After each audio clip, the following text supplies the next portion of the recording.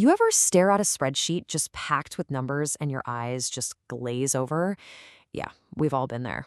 We've got all this information, all this data, but when you first look at it, it's really just noise.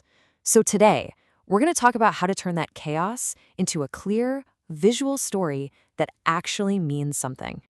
Okay, so take a look at this. This is our before picture.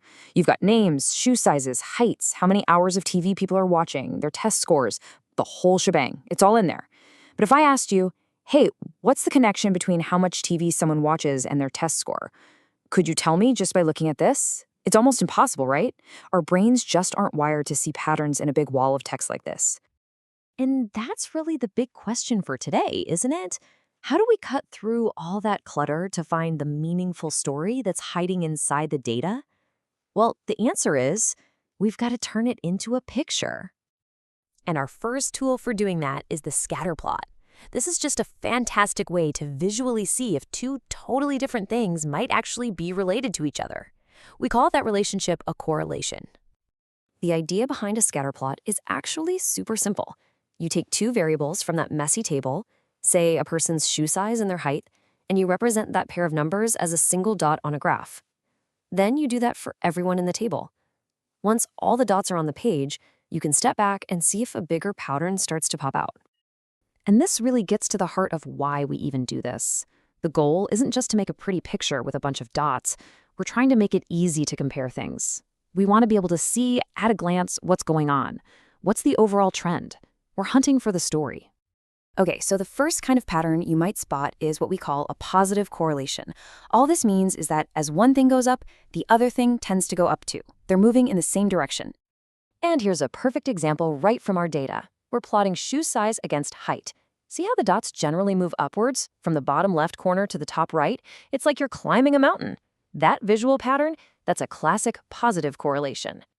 Now on the flip side, you've got negative correlation. And yeah, it's pretty much the exact opposite. As one variable goes up, the other one tends to go down. They move in opposite directions. Take a look at this graph, where we're comparing TV hours to test scores. See that trend? It's a clear downward slope, from the top left down to the bottom right. This shows us that as the hours spent watching TV go up, test scores tend to go down. That right there is a negative correlation in action. But what if there's no relationship at all? What if the two things you're looking at have nothing to do with each other? Well, that's what we call no correlation.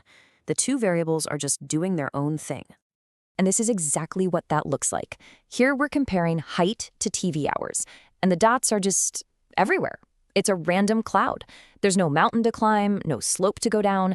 That tells us there's no real connection between how tall you are and how much TV you watch. Okay, now this next part is super important for building these charts correctly. You've got to know where to put your data. The independent variable, that's the one you control, or the one that's constant, like time. It always goes on the horizontal x-axis at the bottom.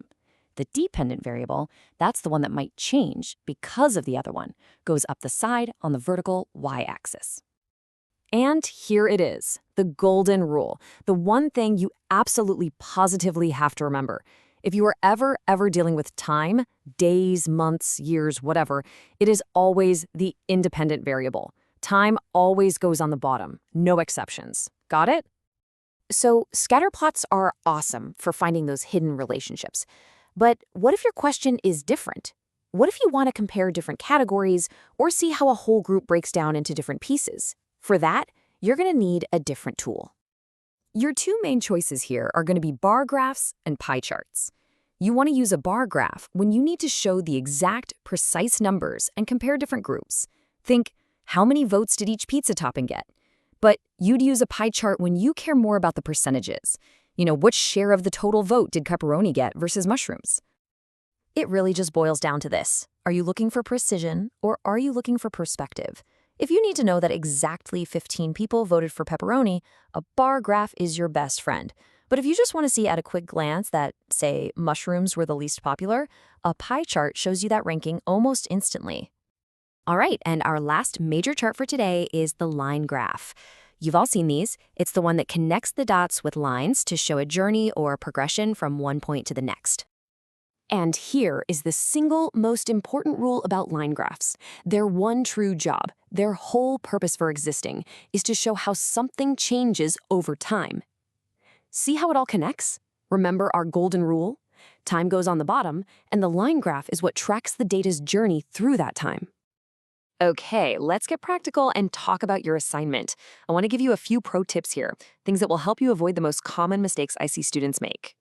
First, and I know I sound like a broken record, but it's that important. Time always goes on the bottom x-axis.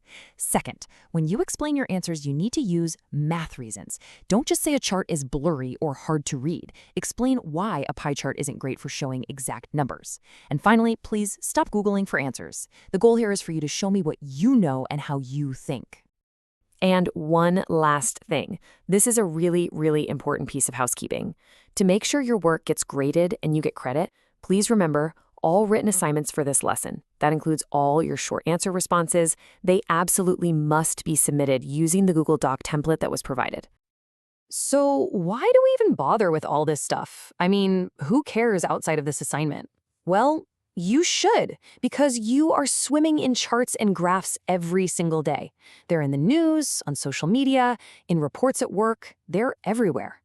Understanding how they work is the key to understanding what people are really trying to tell you. So I'll leave you with this question. The next time you see a chart pop up on your phone or on the news, are you just going to trust it blindly, or are you going to ask the right questions? Are you going to check the axes? Are you going to think about whether it's even the right kind of chart for that data? In other words, are you going to see the story they're telling you, or are you going to find the real story for yourself? Thanks for tuning in.